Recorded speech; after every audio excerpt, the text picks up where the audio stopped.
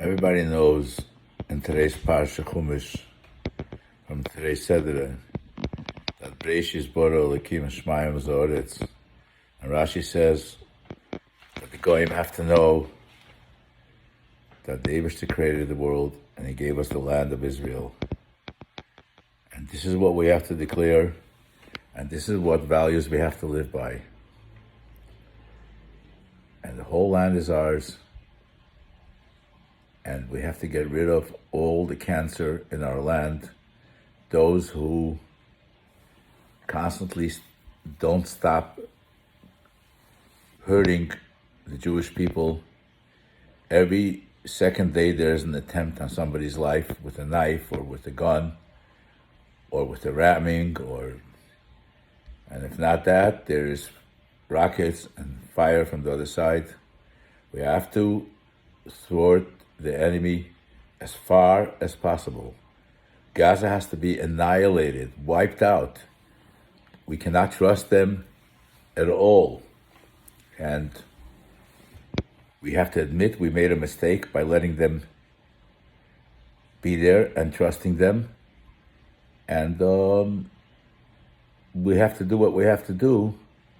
And if we don't, they will attack us more and more, and they are more and more encouraged to harass us and hurt us even more and more and more. How much blood could we spill, or do we have to pay the price for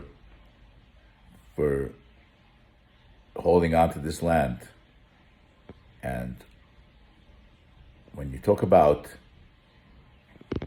Netanyahu, he doesn't say it fully. He's wishy-washy. He doesn't say we're going in and we're taking it over and it's over. The party of Oslo is over. And he doesn't say that he went to the generals from the army, from the navy, from the police, whoever they are, and he told them, either you're giving me the plan that you're taking over that space, the Gaza and everything around Israel, or send them away and find others to do the job. He has to go to Egypt. You either take everybody in Gaza, or we're going to take back the Sinai. You have to use a little common sense over here. This making peace with these people, there is no peace with them. It never was and never will be. When are we going to learn that? And yes, you tried, and those who thought otherwise said again and again and again that every concession you make to them, they take it as a weakness. And that would be even if they're fighting like fighters, or even that's not, but they can't win us. The only place they're winning us constantly is in the public opinion, because they appeal to the anti-Semites in the world, and everybody loves to put the Jews as scapegoats. But nevertheless, Israel has to take off its gloves. No surgical wars. The whole Gaza has to go. You call out and you say to them, leave, if you want to be humane to them. They don't deserve it. But if you want to be humane to them, tell them leave. You have 24 hours to leave to Egypt or in Jordan, wherever you want to go. You're out. And the same thing will be the next. If Lebanon makes trouble, throw them the hell out of there. And so on and so forth. And when Israel does it, it will be strong. They will keep their heads low. And if they won't, it's going to get worse and worse. This was just a prototype of what is to come. The rockets are getting stronger, bigger, and faster, and long range. And the ammunition is getting more and more sophisticated. And with all the sophistication and the videos and the cameras and the warning signs, I have a hunch that it was Netanyahu and the left who let them be butchered for 4 hours without responding, or 2 days, depending on who you believe. And I think that this is an atrocity that could have been avoided. And being that it happened, it should be at least a wake up call to fight for our lives, to fight for our country. It's ours. It's ours. It's ours by all rights, by all means. And we don't need anybody's permission. God gave us to us. It says in the Bible, and we lived there, and we developed it, and we made it, and we're a blessing unto the whole world. And those are cancers among us, and we have to cut them out. You cannot coexist with them once and for all. You have to understand that. And hopefully the army will act and act fast and act now. And if it doesn't happen, Netanyahu should fly from office. And the right is no better than the left. They've made us plenty trouble as it is. The right, they gave the Gush and they gave the Gaza and all that. At least they should admit to their mistakes and take it back. And not only take it back, take out back more. And show them, you messed with us and we'll take even more. Every time you mess with us, we'll take more and more land. That is my opinion. I hope that the Jewish people will do the right thing and wake up and smell the coffee, like they say. This is a too big a price for our lives to drag through our men, women, and children, and in cages and without clothes and dragging them from cars in the streets. This is a pogrom in that hasn't been heard of since the 20s, and even then there wasn't in such a big way. And how already 2 days went by, and nobody knows what they're doing. Chances are they're not doing anything. A couple of sirens, a couple of blasts, a couple of pictures. That's baloney. They have to level the whole Gaza. And they should have done that already. And I don't know. This really hurts. This is not 9/11 like you try to explain. This is not 9/11. This is the existence of the Jewish nation. Because it only gets worse and worse and worse. So many time faults that it's unimaginative. The cruelty and the viciousness and we've seen ISIS burn people in cages.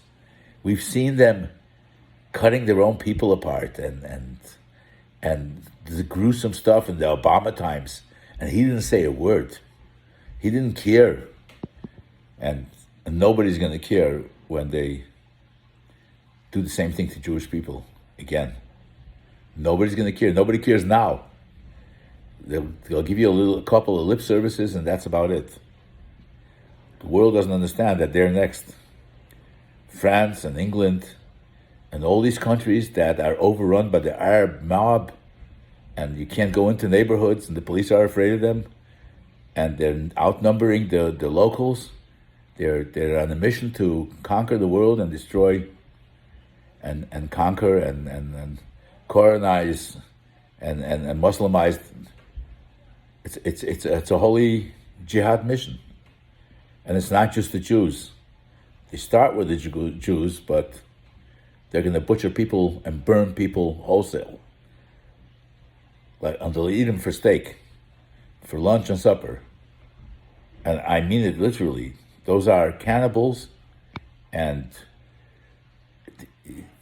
it's beyond Nazism that they have their modern day electronics to use it in a wholesale gruesome way without in broad daylight. They didn't even come in the middle of the night, in broad daylight.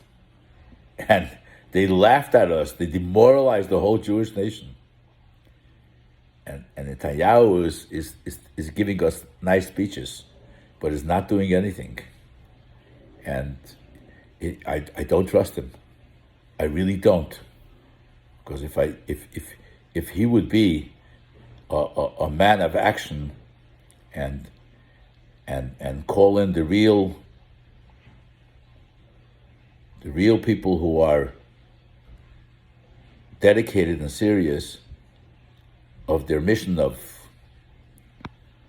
putting Israel the way it should be, we would hear different things.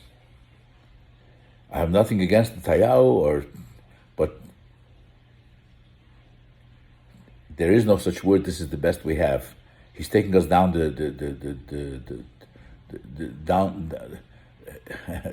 he's taking us down the roller coaster, and we're going down and going down, because every year that goes by, they have thousands of more rockets, stronger ones and further ones and lethal ones, and they won't hesitate to put on it chemical weapons and whatnot. And no mask is going to help us, and no video cameras is going to help us. This is not the way it should be. And he also betrayed us with Iran. He knows they already have the atom bomb. He hasn't done anything. He's made charts and quotes and talk nice speeches. They have not done anything. And if they can't do anything, he should resign and let somebody who feels he could do something let him do something, because you attack the enemy before they attack you, and that's what they're doing. They're attacking us, and they're not sleeping day and night. Before they finish this war, they're already starting the next war, and there's no question about that.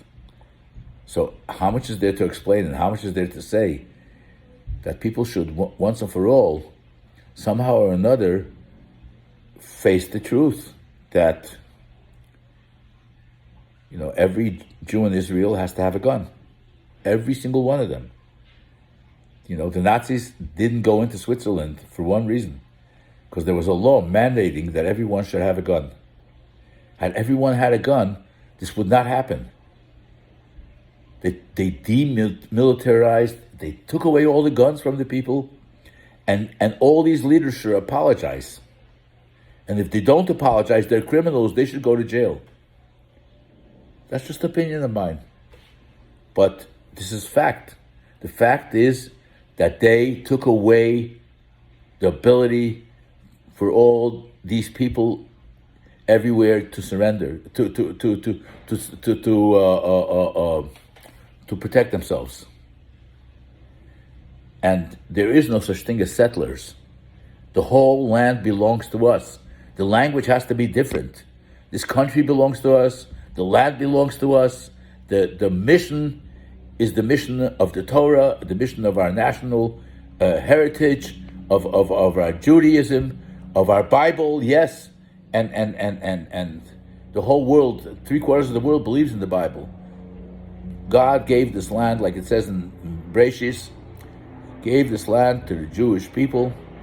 He created this world, and He gave it to us, and it belongs to us, and we have to not only defend it, we have to triumph in it, and obliterate not just our enemies who try to kill us, those who try to rob us just for money or stuff. We have to obliterate them. This is the way it should be. They should know that it belongs to us, and it's for us. It's not for them. There's enough land in the Arab countries, and there's enough money in the Arab countries, whether it's Egypt, Saudi Arabia, whether it's Iraq, Iran. They have millions of acres. They don't need Israel. And when they come to us, there's only one mission they have, is to slaughter us and obliterate us. It's not the land. They don't need the land. And they don't need the Beis HaMikdash that we have. They don't need it. All they want is to suck our blood, and when will come the time that the Yidden will understand it, and they will know there's no resting on your laurels. There's Abola Harge, Hashkem Harge. You have to preempt, attack them, and wipe them out. literally wiped them out. You can't coexist with them.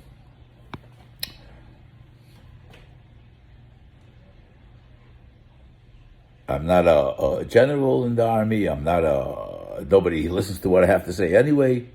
But the fact is that even though Lubavitcher Kahana was right, in the sense he wasn't right when it came to Russia, maybe, but he wasn't right. But he said that this is either us or them, so it's going to be us, and this is how we have to look at it.